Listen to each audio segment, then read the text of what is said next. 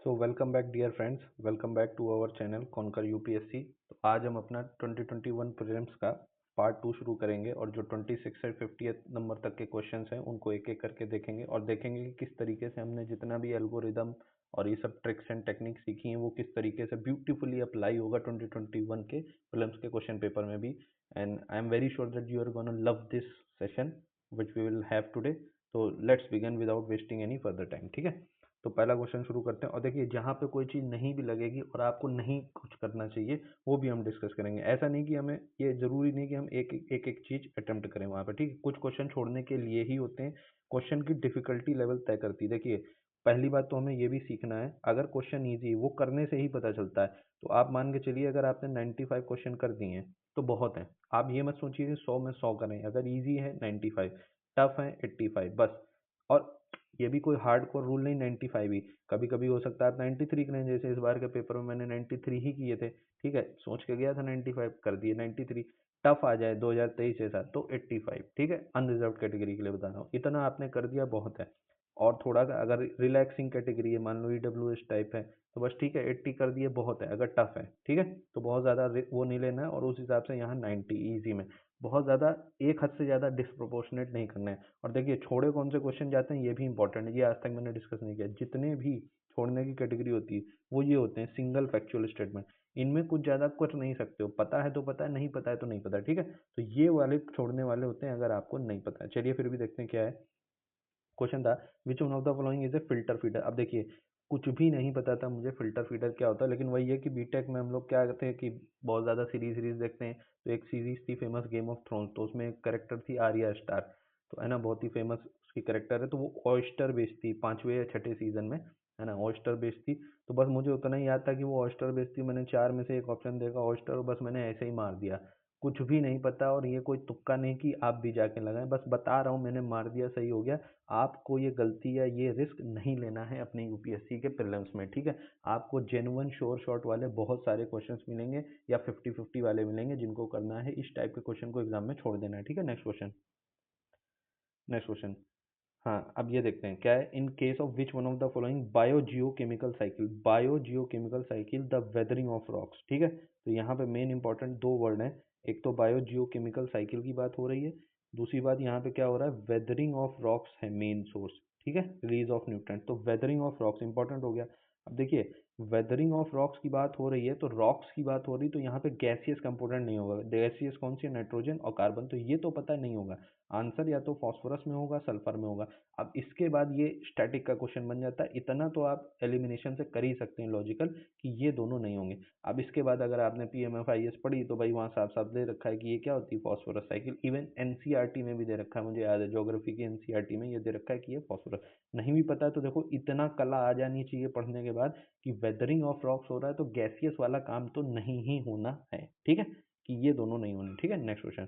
यहाँ पे क्या है 50-50 तक आप आ सकते हो एल्गोरिदम से। भाई नॉलेज तो चाहिए ही, ऐसा तो नहीं नॉलेज को बिल्कुल ही।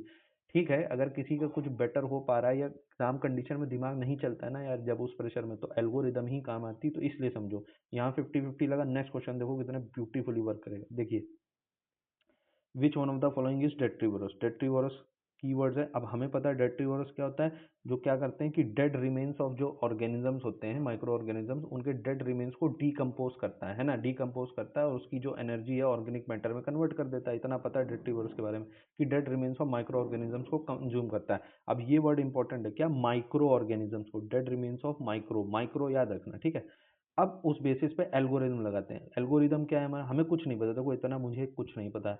ध्यान से देखो पांच ऑप्शन और हमें पता है एल्गोरिदम क्या है। पांच में तीन की प्रोबेबिलिटी होती है, बता चुके हैं। चार में दो की, पांच में तीन की, छह में चार की।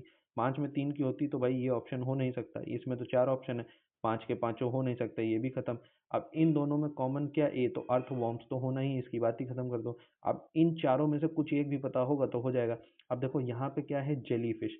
जेलीफिश तो मरीन ऑर्गेनिज्म हो गया, जबकि डेड रिमेन्स को जो डेट्रीवोरस होते हैं वो क्या करते हैं, पेड़ एड़ के आसपास होते हैं वो dead remains of micro organisms को डीकम्पोज करते हैं, ये बात हमें पता है। तो ये मरीन ऑर्गेनिजम्स और डेट्रीवोरस तो साथ नहीं जाता है। तो अगर हमें इतना ही पता चल गया, हम खाली 2 को एलिमिनेट कर दें, आंसर आ गया हमारा। बाकी में जाने की जरूरत नहीं। एक और बात, डेट्रीवोरस क्या करते हैं, माइक्रो ऑर्गेनिजम्स जो होते हैं वो इनको डीकम्पोज करते हैं। तो यहाँ देखो ये वर्ड क्या लिखा है, मिली। आपको क्या लग रहा है, यूपीएससी के एग्जामिनर ने हजारों हजारों माइक्रो ऑर्गेनिजम्स में ऐसे ही मिली दिया।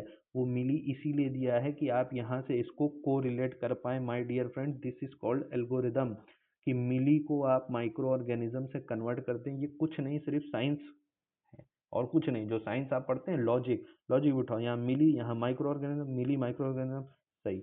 अब कितने हिंट दे रहा है एक ही पेपर में यूपीएससी, यहाँ जेली वाला दे दिया तो भी आंसर आ जाएगा, मिली वाला दे दिया तो भी। एक और चीज देखो, अभी मैंने क्या करा, डेट्रीवर्स का dead remains of organic matter वाली बात। अब वुड में जो वुड होती है वहां भी तो यही होता है ना, डेड रिमेन्स ऑफ, वो उसको धीरे धीरे औरंगुटान और ये सब वही सब तो करते हैं। तो देखो, जो काम ये करेगा डेट्रीवोरस के लिए, वही काम तो वुडलिस भी करेगा ना। अगर मिली वाला कोई कर रहा है तो वुडलिस में भी वही होगा। छोटे छोटे माइक्रो ऑर्गेनिजम्स उसको डिकम्पोज करते रहते हैं, जो वुड होता है ना, जो गिर जाता है वुड की लिस्ट। तो बस किसी भी लॉजिक से देखोगे, इनफ इंडिकेशन है कि यही आंसर। अब कुछ नहीं पता था इस क्वेश्चन के बारे में, लेकिन बना लिया कि नहीं बना लिया। तो ठीक है, एक क्वेश्चन बिल्कुल नहीं बना, एक में 50%, नीचे ही जस्ट एक आया जो श्योर शॉर्ट एल्गोरिदम से बन गया, जिसके बारे में कुछ नहीं पता। तो इसीलिए बस हमें उन क्वेश्चंस का इंतजार करना है। ठीक है, नेक्स्ट क्वेश्चन। नेक्स्ट देखो भाई, देखो इस क्वेश्चन में भी कुछ नहीं पता, लेकिन इसको बना देंगे हम लोग। कैसे बनाएंगे, ध्यान से देखना। क्या कह रहा है, कॉमन कार्बन मैट्रिक्स। अब ये वर्ड हमें एग्जाम में अपने ऑप्शन में ढूंढने हैं। तो देखो, इधर कार्बन है, इधर भी देखो कहीं कार्बन है, इधर भी कार्बन है, इधर भी कार्बन है। तो कार्बन के बेसिस पे एलिमिनेट तो नहीं हो सकता चारों में। अब कॉमन और मैट्रिक, देखो मैट्रिक क्या होता है, कोई पैमाना, डेटाबेस। भाई मेरी कंप्यूटर इंजीनियरिंग, तो मैं ये भाषा इस्तेमाल करना चाहता हूँ। मैट्रिक क्या है, कोई चीज मापने, मापने का पैमाना। तो वो कैसे होता है, जब उसके बारे में इंफॉर्मेशन कहीं फीड हो, डेटाबेस बेसिकली, है ना। डेटा हो उसके बारे में, तो उसके बारे में डेटाबेस बना ले। ठीक है। अब कुछ ऐसा देखना है कि कॉमन हो। ये वर्ड बहुत ज्यादा इंपॉर्टेंट है, कॉमन। एक एक वर्ड इंपॉर्टेंट होता है क्वेश्चन में, कोई चीज कॉमन। अब ध्यान से जरा यहाँ लैंग्वेज पढ़ो। क्या कह रहा है कि कॉमन कार्बन मैट्रिक जो यूएनईपी की, क्या ये हो सकती है, पढ़ो जरा। Enabling commercial farming entities around the world to carbon emission trading. क्या commercial farming around the world common तरीके से हो सकती है? आप खुद सोच के बताओ। हम खुद पढ़ते हैं ना, कहीं पे तो भाई ग्रासलैंड पुस्ताज है ना, कहीं पे वेल्स है, कहीं पे कुछ है वो डाउन वाली भी है ऑस्ट्रेलिया में। ये सब पढ़ते हैं हर जगह ग्रास। ये तो एक एग्जांपल दिया ग्रासलैंड का। हर जगह की वेजिटेशन, क्लाइमेट सब कुछ अलग है, कहीं सवाना है, कहीं ट्रॉपिकल है, कहीं कुछ है, कहीं कुछ है, स्टेपीज है। तो क्या हर जगह कमर्शियल फार्मिंग एक तरीके की हो सकती है? यहाँ तो कॉमन बात हो रही ना, कॉमन। क्या हर, और ये भी सिर्फ मैं अभी ग्रासलैंड की बात कर रहा हूँ, हर तरीके की नहीं। तो जो चीज कॉमन हो ही नहीं सकती है, तो यहाँ ये हो कैसे सकता है? कमर्शियल फार्मिंग हर जगह क्या कॉमन हो सकती है? नहीं, वो तो हर जगह की कंडीशन पर डिपेंड करेगी ना भाई, कि वहाँ पे कैसे जीव जंतु हैं, पौधे हैं, और वो सब क्लाइमेट कैसा है, सॉइल कैसी है कि नहीं। तो कॉमन तो नहीं हो सकता, काट दो इधर आओ। enabling governments to assess the overall carbon footprint caused by their countries।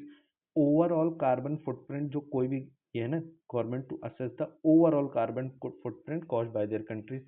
अब ओवरऑल कार्बन फुटप्रिंट जो हो रहा है, वो क्या कॉमन तरीके से आप मैनेज कर सकते हो? पहली बात तो चाइना, चाइना की सरकार जो डेटा रिलीज करती है उस पर किसी को भरोसा है? नहीं है।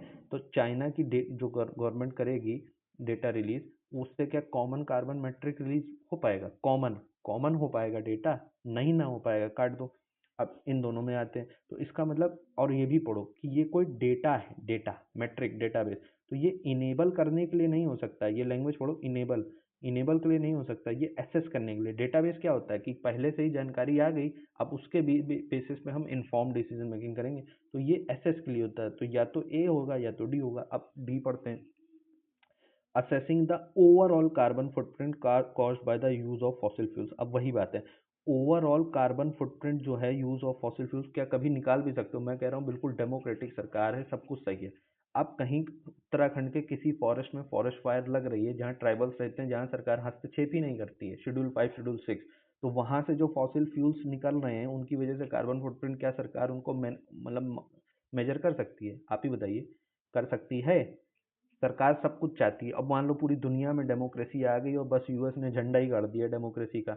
अब भी क्या तुम हर जगह के फॉसिल फ्यूल्स की जो बर्निंग है उसकी वजह से कार्बन फुटप्रिंट माप सकते हो? या मरीन इकोसिस्टम के अंदर अगर कुछ ऐसा चल रहा है वहां से माप लोगे, नहीं हो सकता है भाई। खुद ही सोचो कि लॉजिक से कॉमन चाहिए ना हमें, जिसको मापा भी जा सके और कॉमन भी हो। कॉमन तरीके से माप सकते हो, नहीं माप ही नहीं सकते हो, मैट्रिक वाला ही पॉइंट फेल हो गया, कॉमन कहाँ से आएगा। अब इधर आओ जरा, assessing the carbon footprint of building operations around the world, हो गया कि नहीं। हम सिर्फ पूरी दुनिया में जो बिल्डिंग के ऑपरेशंस हैं उससे जो कार्बन फुटप्रिंट हो गया ना स्पेसिफिक। भाई माप तो तभी सकते हो ना जब कुछ मापने वाली चीज हो, तुमने डिफाइन कर दी कि अगर बिल्डिंग के ऑपरेशंस हैं उनमें से जो कार्बन, हाँ अब तो माप सकते हो ना। यहाँ कह रहे हो पूरे दुनिया के जहाँ भी जो भी संसाधन है वहां से फुटप्रिंट निकलेगा, माप सकते हो क्या, नहीं माप सकते हो। पूरी दुनिया जहाँ से निकलेगा माप सकते हो, नहीं माप सकते हो। कमर्शियल फार्मिंग हर जगह की अलग है, माप सकते हो, नहीं। कॉमन भी होना चाहिए, मेजरेबल भी होना चाहिए, तो कॉमन हो गया भाई। बिल्डिंग ऑपरेशन तो दुनिया में हर जगह है, और वो मापे भी जा सकते हैं। बात समझ में आई, तो लॉजिक डिडक्शन से यहाँ पे आ सकते हैं। नेक्स्ट इधर आओ। ये क्वेश्चन भी भाई ना कर पाए ना तो बेकार है। कितनी बार मैंने बोल दिया है, जब भी क्वेश्चन में ही पॉसिबिलिटी मिल जाए, ये देखो कैन और कुछ देखना है नहीं पता मुझे, ना मैं बायो का स्टूडेंट हूँ ना मैं कभी हूँ, चिड़ है बायो से, लेकिन क्वेश्चन तो बनाना ही है ना। क्वेश्चन तो बनाना ही है ना। क्या कह रहा है, विच ऑफ द फॉलोइंग हैव, क्या कह रहा है, स्पेशीज कैन स्टैब्लिश सिम्बायोटिक। तो कैन में तो भाई कर तो सभी सकते हैं ना। आप कैन में भी कोई दिक्कत होने लगेगी क्या, सीधे देखते ही डी मार दो। तो देखो इसी पेज में दो क्वेश्चन तो हमने प्योर इजी एल्गोरिदम से बना दिए, एक हमने 50-50, और ये भी जितना मैंने समझाया एक बार अगर प्रैक्टिस कर लोगे ना भाई, अब ये तुम करंट अफेयर्स पढ़ के नहीं कर सकते हो, इसकी प्रैक्टिस ही करनी पड़ेगी और कोई विकल्प नहीं है। बार बार सुनो, एग्जाम में भी मेरी आवाज़ गूंजेगी, ठीक है। नेक्स्ट, अब देखो भाई इस क्वेश्चन को कितने ब्यूटीफुली हम लोग एल्गोरिदम से बनाएंगे, मज़ा आ जाएगा आपको। ध्यान से देखो क्या है कि with reference to 64 Yogini temple. अब 64 तो ठीक है, 64 टेम्पल भी ठीक है near Morena. Yogini word is the most important, मैं कहूँगा यहाँ पे क्या, योगिनी वर्ड इज मोस्ट इंपॉर्टेंट, ध्यान रखना। दूसरी बात, अब स्टेटमेंट पढ़ने शुरू करो। कह रहा है कि ये एक सर्कुलर टेम्पल है, built during the reign of कच्छा पागाता डायनेस्टी। अब एक बात बताओ, जिस डायनेस्टी का मैं नाम भी नहीं ले पा रहा हूँ, मैंने 2024 की वीडियो में बताया, 19, 20, 21 क्या बताया था, कोई एग्जामिनर खास तौर से एक गवर्नमेंट सर्वेंट जिसको इतना ज़्यादा निकम्मे होते हैं सबके सब, चाहे मैं भी बन जाऊं भविष्य में, क्या उसके पास इतनी फुर्सत है कि वो एक ऐसा ऊल पटांग नाम जिसको हम लोग ले भी नहीं पाएंगे ठीक से, कोई साउथ का बच्चा हो तो शायद ले ले, वो उसको ढूंढ ढांड के लाएगा और इसलिए आपके सामने पेपर में रख देगा ताकि वो उसको गलत बना दे, नहीं। ये बात डिस्कस हो चुकी ना कि अगर कोई ऐसा एग्जॉटिक ऑप्शन आपके सामने आ गया जो आपने 10 जन्म में न देखा हो न सुना हो, तो इसका मतलब वो एग्जामिनर ने किस लिए लाया, ताकि आप उसको अप्रिशिएट करें। अप्रिशिएट कैसे करें, उस स्टेटमेंट को सही मान के। वर्क कर रहा है एल्गोरिदम, तो अगर वन सही है तो फिर ये ऑप्शन हो नहीं सकता, ये ऑप्शन हो नहीं सकता। तो एल्गोरिदम से ही अगर चलें तो या तो ऑप्शन ए होगा या सी होगा। तो इससे ये भी पता चल गया तीसरा तो गलत ही है।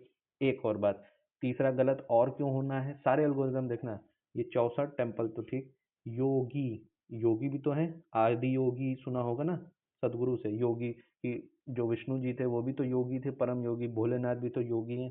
तो योगी के आगे एनआई क्यों लगा दिया भाई, एनआई क्यों लगा दिया, योगिनी, योगिनी लगाते ही अब ये वर्ड फेमिनाइन हो गया, योगिनी लगाते ही फेमिनाइन हो गया, योगी भी तो लिख सकते थे, फेमिनाइन हो गया, तो यहाँ विष्णु जी क्या कर रहे हैं, वैष्णव कल्ट है। और दूसरी बात, फैक्ट्स एंड डेटा कोई बदला जाता है तो हो सकता है यहाँ पे भोलेनाथ रहे हो, लेकिन भोलेनाथ भी क्यों होंगे, नी लगा दिया ना, योगी लिख देता तो वैष्णव ज्यादा सही होता, नी लगा दिया तो फेमिनाइन हो गया। शक्ति की पूजा भी तो इस देश में होती है, तो इसका मतलब हो ना हो ये गलत रहा होगा, क्यों, क्योंकि यहाँ पे योगी नी है, ठीक है।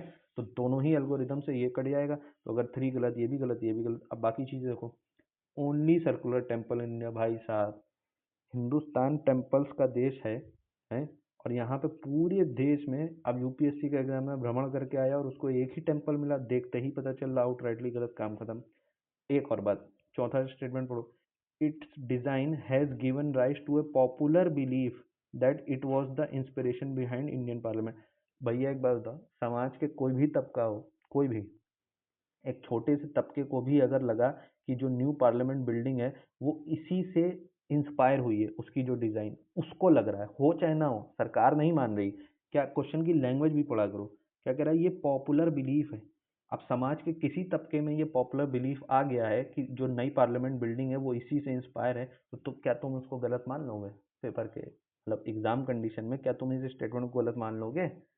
ये नहीं कह रहा सरकार ने ऐसा माना है, ये नहीं कह रहा यूएनओ ने ऐसा माना है, वर्ल्ड वाइड फंड ने माना है, पॉपुलर बिलीफ है। अरे पॉपुलर बिलीफ तो कल को मैं ऐसा मान लूँ तो भी तो सही हो जाएगा। तो एग्जाम कंडीशन में ऐसे स्टेटमेंट को गलत नहीं बनाया जा सकता, और ये चीज़ सीख नहीं सकते हो कितना ही करंट अफेयर्स रट लो। तो इसीलिए ये एल्गोरिदम पकड़ के ये एप्टीट्यूड डेवलप करना पड़ेगा।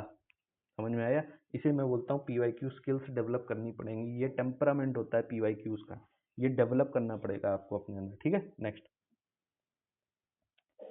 ये तो भाई फैक्चुअल स्टेटमेंट है, पता है तो पता, नहीं पता तो बहुत ही इजी यार। अगर ये भी नहीं पता है डैम सैम्स कहाँ पे बनते, तो फिर तो भाई क्या ही बोलूँ, फिर वही बोलना नहीं चाहता, फिर आपकी प्रिपरेशन सही जगह पे नहीं है। ठीक है, नेक्स्ट। नेक्स्ट। हाँ भाई, यहाँ पे रूल्स परफेक्टली वर्क करेंगे, ध्यान से देखिएगा।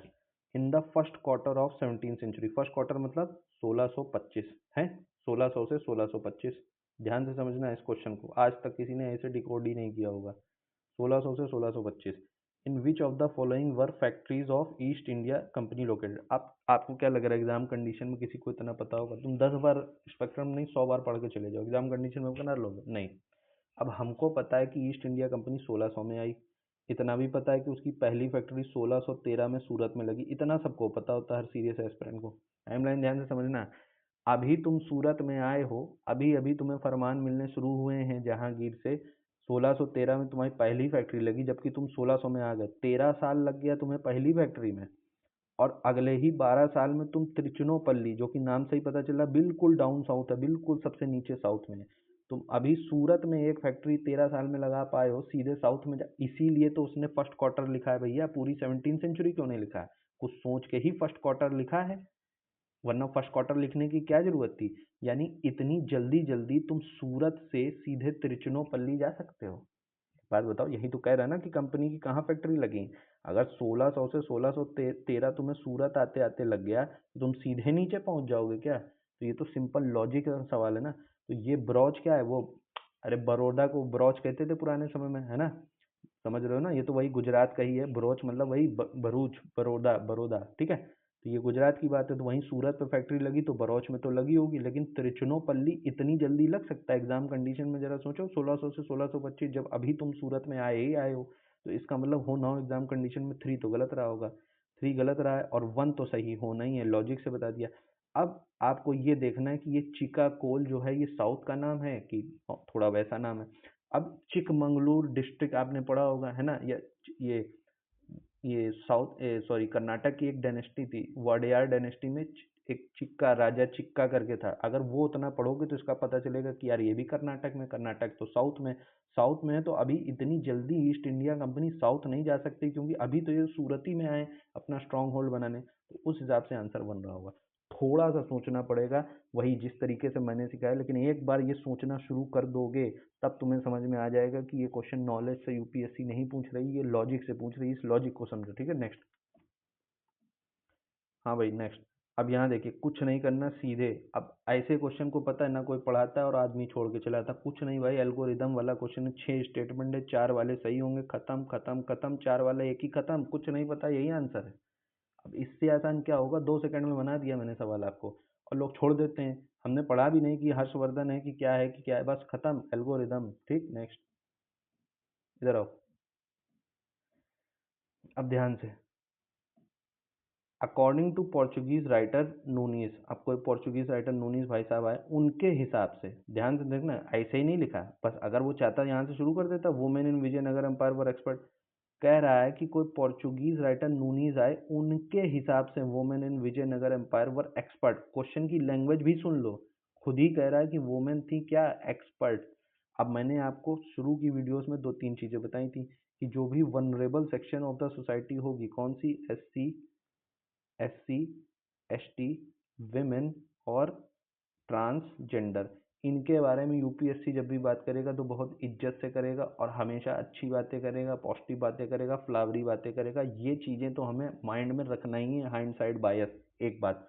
दूसरी बात, अब पोर्चुगीज जो आए, इन्होंने बहुत सारी बातें की होंगी। आपको क्या लग रहा है यूपीएससी का एग्जामिनर इसकी लिखी हुई एक एक किताब को पढ़ चुका है, तो वो जो जो कह देगा क्या उसकी बात को काट सकता है? अगर उसने एग्जामिनर ने कभी भी कहीं एक किताब में ये लिख दिया होगा उसने रेसलिंग, तो क्या उसको एग्जामिनर काट देगा? ये काट देगा, ये काट देगा, ये काट देगा। एक लॉजिक, ये लॉजिक समझ में आया कि इसने जाने क्या क्या कहाँ कहाँ भगवान जाने लिखा होगा, और ये आए थे विजयनगर एम्पायर के दरबार में, तो ये दूसरे देश से आते थे, तो इनको जो है पेट्रोनेज तो तभी मिलेगा ना जब उस दरबार की अच्छी बातें लिखोगे। अगर उस दरबार के क्रिटिकल हो, विदेश से आए, तो गर्दनी कलम नहीं हो जाएगी।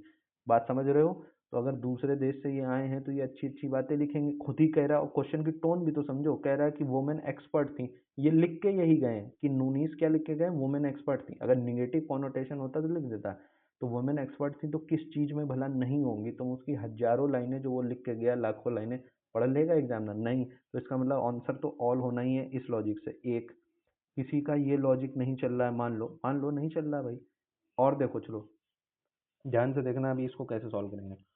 अब वुमेन किस में एक्सपर्ट थी, अब ये सब पढ़ के नहीं समझ में आ रहा है, जानबूझ के इसके हिंदी वाला मैंने बना रखा है। अब पीछे चलो, हिंदी में आओ, सेम क्वेश्चन।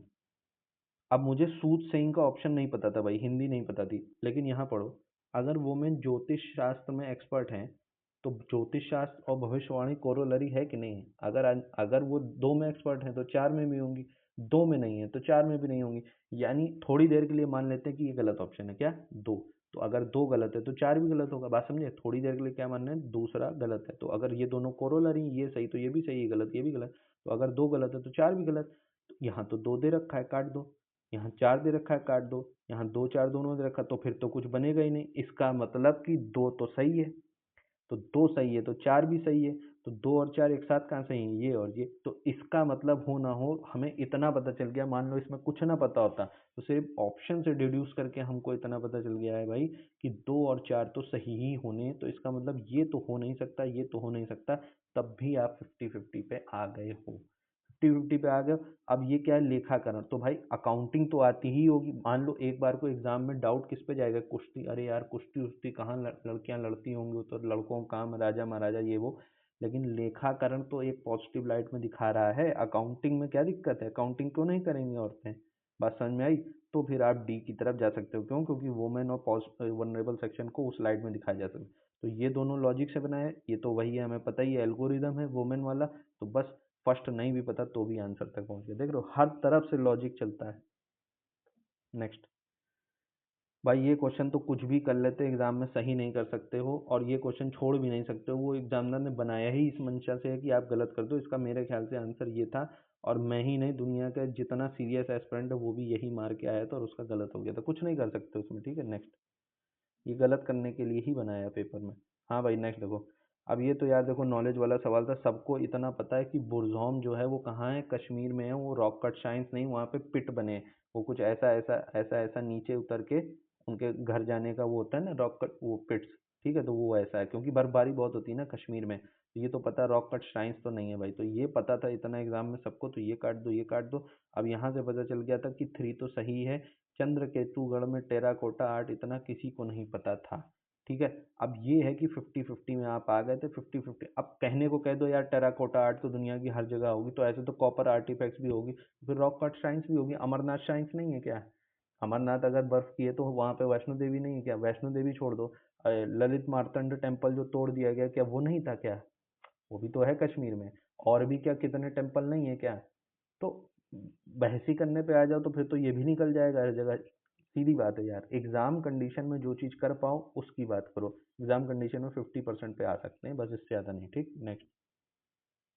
हाँ भाई, ये वो क्वेश्चन है जहाँ पे हिस्ट्री के आदमी हाथ नहीं धरता है, और परफेक्ट एल्गोरिदम से चलेगा, और कुछ नहीं करना। ध्यान से देखना। It was during the reign of Iltutmish, it was during the reign of Mohammad bin Tughlaq. मिल गया, दिख गया। क्या एल्गोरिदम था? एक और दो एक साथ सही नहीं हो सकते, लेकिन एक और दो में कोई एक सही होके रहेगा। तो यहाँ पे देखो ना, थर्ड वाले में देखो ना, एक है ना दो है, काट दिया। अब ऑप्शन या तो वन ओनली ही सही होगा या टू एंड थ्री ही सही होगा। क्लियर हो गई बात? अब यहाँ पे चलेगा हमारा एल्गोरिदम। पहला पढ़ो। It was during the reign of Iltutmish, Iltutmish के समय चंगेज खान इंडस आया in pursuit of fugitive Khwarazm. ठीक। अब मैंने आपको क्या बोला था, वही चीज जो मैंने बोला था, प्रॉमिस किया था यूट्यूब में कहीं नहीं, और मैं आपको डिलीवर करूंगा हिस्ट्री में। क्या कह रहा है कि इल्तुतमश के समय में चंगेज खान इंडस तक आया, किसके पीछे पीछे? ये ख्वाजरिम प्रिंस के पीछे पीछे आया। आया, आया। आके क्या किया? मारा काटा, लूट मचाई, जीत गया हार गया, कुछ नहीं। बात समझे? आया, तो आया होगा भाई। उसके बाद क्या किया, कुछ बताया नहीं। जीता कि हारा बताया? नहीं। मारा कूटा लूट बताई? नहीं। नेक्स्ट पढ़ो। अब ये कह रहा है it was during the reign of Mohammad bin Tughlaq that, अब तैमूर आया, यहाँ कह रहे हैं चंगेज खान आया, यहाँ कह रहे हैं तैमूर आया, लेकिन आने के बाद वो रुका नहीं, उसने मुल्तान को ऑक्यूपाई भी किया और इंडस को क्रॉस भी किया। कुछ दिख रहा है? क्या बताया था हिस्ट्री में? जितना ज्यादा जेनेरिक उतना ज्यादा सही, जितना ज्यादा स्पेसिफिक उतना ज्यादा गलत। यहाँ कह रहा है सिर्फ आया और कुछ नहीं किया, बस रीच किया इंडस में इसके पीछे पीछे। यहाँ कह रहा आके भैया मुल्तान को कब्जा भी लिया और इसको क्रॉस, तो यहाँ भी तो कह देता कि रीच द इंडस तक आया। कह रहा है इंडस को क्रॉस ही कर गया, क्रॉस भी कर गया और ऑक्यूपाई भी कर लिया। मोर स्पेसिफिक है ना कि कुछ कर दिया, कुछ कर दिया। क्या पता मुल्तान की जगह किसी और को कब्जाया हो या मुल्तान कब्जाया ही ना हो, दोनों पॉसिबिलिटी है ना। तो एल्गोरिदम क्या कहता है, जो जेनेरिक वो सही, जो स्पेसिफिक वो गलत, काट दो और ये सही कर दो। 1 सही 3 देखो, पता भी नहीं करना है हमें, आंसर आ गया। देख रहे हो ये एल्गोरिदम की पावर, ये जिसने एनालाइज कर लिया भाई खेल हो जाता है, उसको बहुत प्यारी नींद आती पेपर से पहले। ठीक है नेक्स्ट। हाँ भाई, ये भी ना कर पाए। एक और चीज, यूपीएससी को जब कोई स्टेटमेंट गलत बनाना होता है तो वो क्या करता है, मैंने क्या बताया था, कनेक्टिंग वर्ड। कनेक्टिंग वर्ड क्या होता है, एंड या बट। मिल गया, एल्गोरिदम वर्क कर रहा है। और कहीं जगह उसने एंड या बट लगाया, तीनों में नहीं लगाया ना, सिर्फ यहाँ लगाया, सारे एल्गोरिदम वर्क करेंगे। ठीक है नेक्स्ट। नेक्स्ट देखो भाई, इधर आओ। सेंट, ये फ्रांसिस जेवियर भाई साहब जो भी हैं, वन ऑफ द हमें पता है यूपीएससी सही बनाता है। एक बात, जब भी ऑप्शंस इस तरीके से डेक होंगे 1 2 2 3, तो हमेशा क्या होता है, पहले तो देखते ही ये खत्म, ये खत्म, सही हो ही नहीं सकता, चेंज हो जाए। इधर आओ, यहाँ पे कह रहे हैं सेंट फ्रांसिस जेवियर की सेलिब्रेट होता है फीस्ट हर साल, तो होता होगा कोई बात नहीं, यहाँ तो मदर टेरेसा से लेके भगवान जाने क्या क्या यहाँ पे सेलिब्रेट होता है। इधर आओ, सेंट फ्रांसिस जेवियर मरे गोवा में, मरे भी गोवा में, and a church is dedicated. मिल गया, कनेक्टिंग वर्ड मिल गया। जब गलत बनाना होगा तो ये होगा, हो सकता है उनके नाम एक चर्च हो सकता है ये विदेशी कोई रहे हो, लेकिन जरूरी ये भारत में ही मरे होंगे? अब हिंदुस्तान में इतने लोग क्रिश्चियनिटी को फॉलो करते हैं, तो वो इसीलिए करते हैं क्या कि सब ये, वो तो भाई जरूरी थोड़ी ना है। यहाँ हो सकता है फ्रांस में मरे हो सकता है इटली में मरे हो, कैथलिक हो, प्रोटेस्टेंट हो, जो भी हो, लेकिन उनके नाम से एक चर्च तो यहाँ बनाई ही जा सकती है। ठीक है, अब मोहम्मद साहब का इंडिया से कोई लेना देना थोड़ी ना है, लेकिन क्या इस्लाम के अनुयायी यहाँ हैं तो इसका ये मतलब थोड़ी ना हो गया कि मोहम्मद साहब यहीं जन्म हुए थे या उनकी जो डेड बॉडी वो यहीं पे हुई थी। बात समझे? बुद्ध भी तो मेरे ख्याल से लुम्बिनी में पैदा हुए थे ना, लेकिन इंडिया में मनाया जा रहा है। तो हर वो धार्मिक फिगर जो है, जरूरी नहीं वो पैदा इंडिया में हुआ हो या उसका पुण्यतिथि मतलब जब मरा है तो उसकी बॉडी का क्रिमेशन या गाड़ना या जो भी जलाना वो इंडिया में हुआ हो, लेकिन फिर भी हम उन्हें सेलिब्रेट तो करते हैं। बात समझ रहे हो हम क्या कहना चाह रहे हैं? तो जरूरी ऐसा नहीं। हाँ, उनके नाम चर्च तो हो गई, अरे बुद्ध के नाम मोनेस्ट्री है कि नहीं, महावीर के नाम है, तो मोहम्मद साहब के नाम पे भी कुछ ना कुछ होगा, भगवान शिव के नाम पे। भाई इंडिया में तो देखो हिंदू तो मेजोरिटी में ही, लेकिन बाकी रिलीजन्स के नाम पे अगर कुछ है तो इसका ये मतलब थोड़ी ना कि वो उनके जो मेन पर्सनैलिटी वो यहीं या तो पैदा हुए या यहीं मरे, ऐसा तो नहीं हो सकता ना। बात समझ लो, तो यहीं पे लोचा होगा। और दूसरी बात, दूसरा एल्गोरिदम है ये कि एंड या बट कनेक्टिंग वर्ड है, तो इसका मतलब गलती कहाँ की होगी, यूपीएससी ने यहीं की होगी, बस बात खत्म। एल्गोरिदम देखो तीनों सही हो नहीं सकता, एल्गोरिदम एक ही जगह, और जितना ज्यादा स्पेसिफिक कह दिया यहीं मरे। अब यहीं क्यों मरेंगे अगर ये इतनी बड़ी पर्सनैलिटी हैं जिनके नाम पे फेस्टिवल भी हो रहा है, जिनके नाम पे चर्च भी है, तो वो इंडिया में क्यों मरेंगे यार? इतनी डेस्परेट सिचुएशन है क्या उनकी कि उनके पास कुछ था ही नहीं कहीं और जाने को? ये भी तो समझो ना। ठीक है ना? तो भाई रेवर्ड पर्सनैलिटी रहे होंगे, मैं नहीं जानता कौन है, लेकिन रहे तो रेवर्ड पर्सनैलिटी होंगे, तभी तो उनके नाम पे हर साल सेलिब्रेशन भी है, चर्च भी है और सब कुछ है। तो इतनी रेवर्ड पर्सनैलिटी की ये स्थिति कहाँ से आ जाएगी कि वो इंडिया में मरेगा? इंडिया तो कॉलोनी थी ना, तो ये तो अपने होम वहाँ पे मरे होंगे जहाँ भी रहा होगा इनका। तो बस, तो 1 और 3 क्या हो जाएगा, ये सॉरी 1 और 3 का है ये। ठीक है नेक्स्ट। अब देखो भाई नेक्स्ट, विद रेफरेंस टू दिख गया है और विद रेफरेंस टू में ऑल करेक्ट होता नहीं, तो ऑल है भी नहीं। और देखो इतना बड़ा क्वेश्चन सही करने के लिए नहीं होता, मेरे पास एग्जाम में इतना समय नहीं होता कि इतना समय देने के बाद मैं गलत कर दूं, एक बात। दूसरी बात यहाँ पे देखो कि इन द, एक minute, in the Mitakshara system in the Mitakshara system तो समझ में आ रहा है कि सिमिलर कॉन्सेप्ट पे है, तो 2 और 3 एक साथ सही नहीं हो सकते, लेकिन 2 और 3 एक साथ सही दिया ही नहीं, जबकि यहाँ भी देखो वीआरएस तो दोनों में से एक ही सही होना था, लेकिन ऐसा कोई ऑप्शन ही नहीं बनाया उसने। हर जगह या तो 2 है या तो 3 है, तो साफ साफ हिंट मिल रही कि ये फंसाने वाला सवाल है। और भाई हमारे पास इतना समय नहीं कि हम फंस सके, तो ऐसे क्वेश्चन को मैं एग्जाम में नमस्ते करके छोड़ दूंगा, काम ही खत्म। नेक्स्ट। मैं सीधे बता रहा हूँ, मैं ध्यान ही नहीं दूंगा, और आपको भी यही करना है, इतना भाई दिमाग नहीं लगाना एक एक क्वेश्चन में, कुछ छोड़ने के लिए भी बने होते हैं। नेक्स्ट आओ। With reference to history of ancient India, Bhavabhuti Hastimalla Krishna. अब देखो, ये वो क्वेश्चन था भावभूति, एनसीईआरटी में या तमिलनाडु, जो जिससे मैं पढ़ता हूँ तमिलनाडु में साफ साफ दे रखा है कि ये क्या है, प्ले राइट है, ठीक है, बाकी तो नहीं दिया है। देखो सीधी बात, भावभूति दिया है, लेकिन वही बात है, एग्जाम कंडीशन में हमारा जो ब्रेन है वो एल्गोरिदम पे चलता है, और जैसे ही हम क्या करते हैं, हम लोग मतलब जितने एस्पिरेंट्स हैं वो देखते हैं ऑप्शन में अगर जैन मिल गया या बुद्धिस्ट मिल गया, तो वो सीधे जैन पे जाता है। तो कितना भी पढ़ा हो एग्जाम कंडीशन में वो जैन इतना हावी हो जाता है, मैंने खुद ने नहीं, जितने लोगों ने निकाला भी उन सबसे मेरी बात होती थी, वो बोलते हैं हाँ भाई उन्होंने भी जैन ही मारा।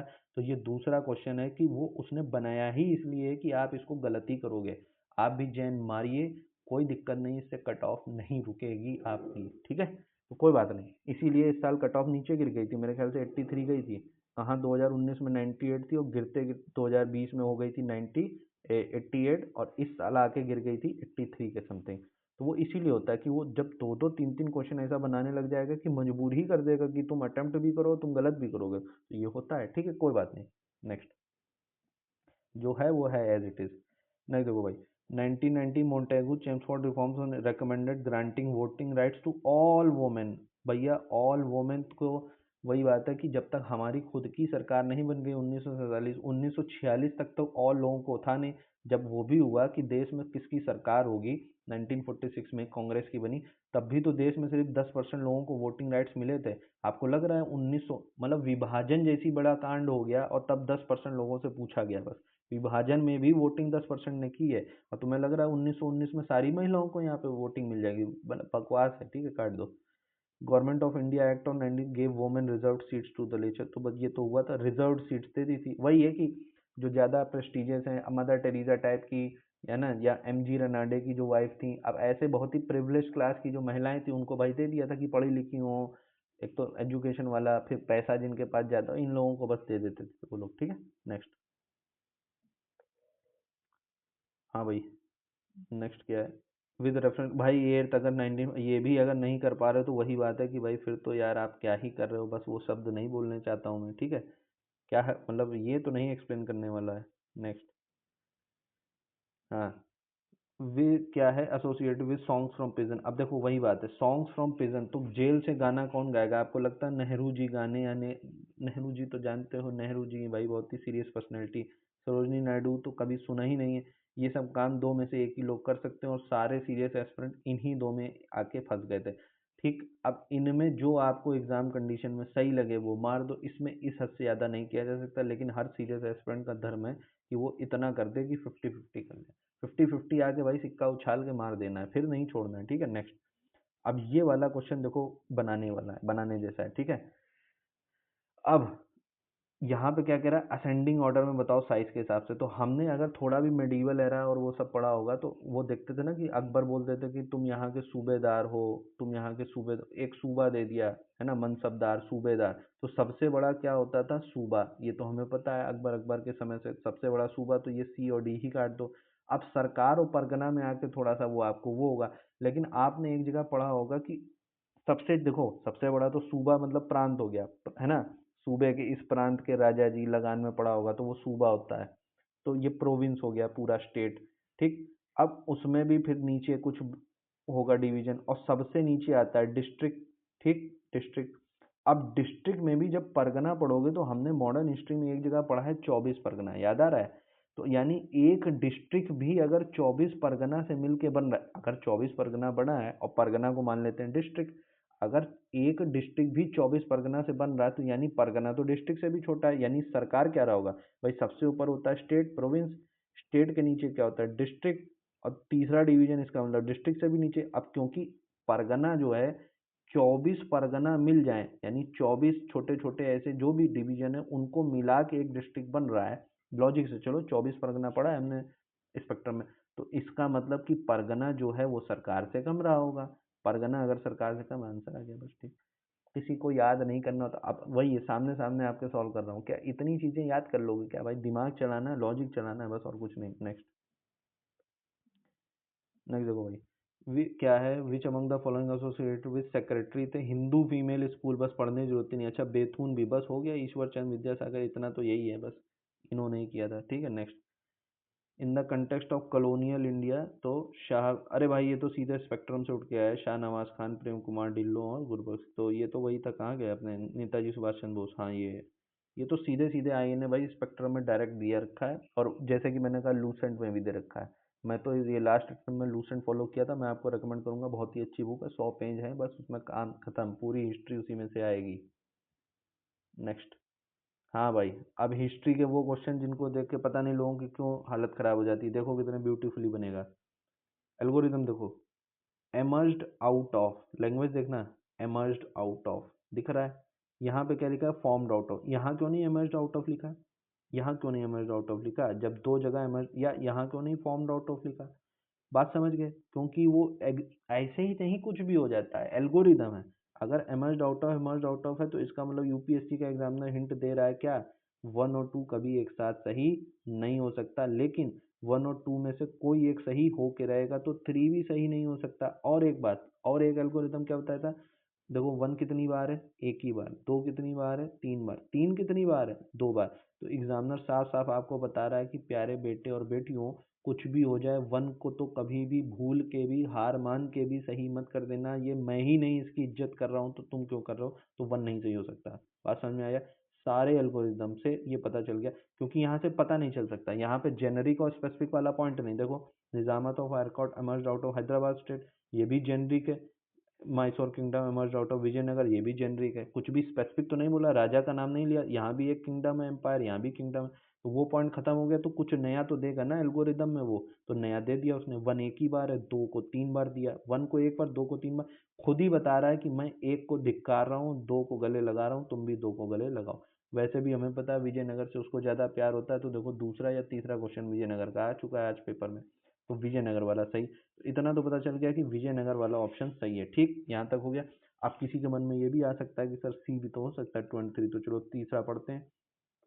क्या कह रहा है, Rohilkhand kingdom was formed out of territories occupied by, क्या लिखा है भाई, क्या लिखा है, जरा ध्यान से पढ़ो, अहमद शाह दुर्रानी। अब मुझे एक बात बताओ प्यारे बेटे और बेटियों, आप कहोगे सर ये भी तो हो सकता है, ये बताओ क्या बताया था हिस्ट्री में, क्या बोला, क्या था, वर्ड क्या थे मेरे, जितना ज्यादा स्पेसिफिक उतना ज्यादा गलत, जितना ज्यादा जेनेरिक उतना ज्यादा सही।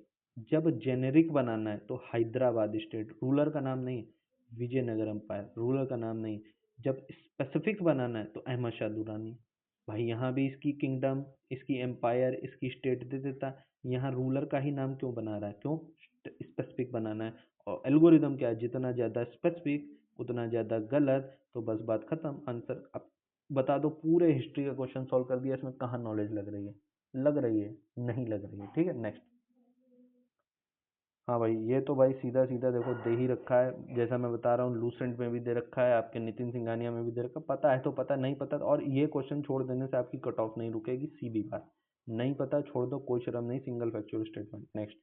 नेक्स्ट क्वेश्चन लेकिन छोड़ दिया तो भाई बहुत ज्यादा फिर दिक्कत है। क्या बोला था मैंने, यूपीएससी के एग्जाम में ऑर्गेनाइजेशन हमेशा क्या होती हैं प्यारे बेटे और बेटियों, गलत। बताने की जरूरत तो नहीं, काम खत्म, मुझे दिख गया ऑर्गेनाइजेशन, मुझे पढ़ना ही नहीं आगे वो चीज क्या है, खत्म। आगे पढ़ो, जो ऑर्गेनाइजेशन होगी गलत होगी और जो जेनरिक स्टेटमेंट वो सही होगा। नेक्स्ट पढ़ो चलो, demand that Bangla has to be one of the तो हमेशा ही सही होती है, one of the national language was raised in the constitution. क्या बोल रहा है कि कोई डिमांड कभी किसी कालखंड में रेस की गई थी कि कॉन्स्टिट्यूएंट असेंबली में पाकिस्तान की, कि बांग्ला को नेशनल लैंग्वेज बनाओ। ये नहीं कहा कि रेजोल्यूशन पास हो गया है, ये नहीं कहा कि ये हो ही गया है, ये नहीं कहा कि इसके लिए विद्रोह, डिमांड कभी पास हुई, अरे 50 साल पाकिस्तान ये बांग्लादेश बने हो गया है, 1950 से 1970 के बीच में 20 साल में कभी किसी एक एमपी ने भी वहां पार्लियामेंट में ये डिमांड रेस कर दी होगी, तो क्या ये स्टेटमेंट सही नहीं हो पाएगा? और आपको क्या लग रहा है, एक एक वहां के 20 साल के पूरे पॉलिटिकल रिकॉर्ड को यूपीएससी का एग्जामिनर जाके चेक कर रहा है कि कभी किसी ने ये रेज ही नहीं किया होगा? मतलब कॉमन सेंस लगाओ यार, कॉमन सेंस। सिर्फ डिमांड रेज हुई है, डिमांड तो कोई भी कभी भी कर ही सकता है। बात समझ रहे हो? कुछ भी फैक्चुअल नहीं हुआ कि कुछ हो गया, सिर्फ डिमांड ही रेज की, बस। कुछ पास नहीं हुआ रेजोल्यूशन, कुछ हो नहीं गया, कोई एक्ट नहीं बन गया, कोई संविधान में संशोधन नहीं हो गया। डिमांड तो कोई भी कर सकता है। अब यही देखते हो, एक राइट विंग है बीजेपी वाला, एक उधर से कांग्रेस वाला लेफ्ट विंग है, या असादुद्दीन ओवैसी साहब हैं, या 50 लोग हैं। तो अपने ही इंडिया के सिस्टम को देखो, हर तरीके की डिमांड आपको उठती दिख जाएंगी कि नहीं? क्योंकि इतनी ज्यादा पॉलिटिकल पार्टीज और डाइवर्सिटी है, तो हर तरीके की डिमांड कोई ना कोई रख तो देता ही पार्लियामेंट में, मानी जाए ना मानी जाए अलग बात है। तो ये तो पाकिस्तान नहीं, दुनिया का कोई भी डेमोक्रेसी होगा तो वहाँ हर तरीके की डिमांड रेज ही रेज हो। बात समझ में आ रहा है? ये स्टेटमेंट कभी गलत नहीं बना देना। देखिए आज थोड़ा सा वीडियो लंबा हो गया, बट इतना ज़्यादा फैक्चुअल हम लोगों ने डिटेल्ड एनालिसिस की है।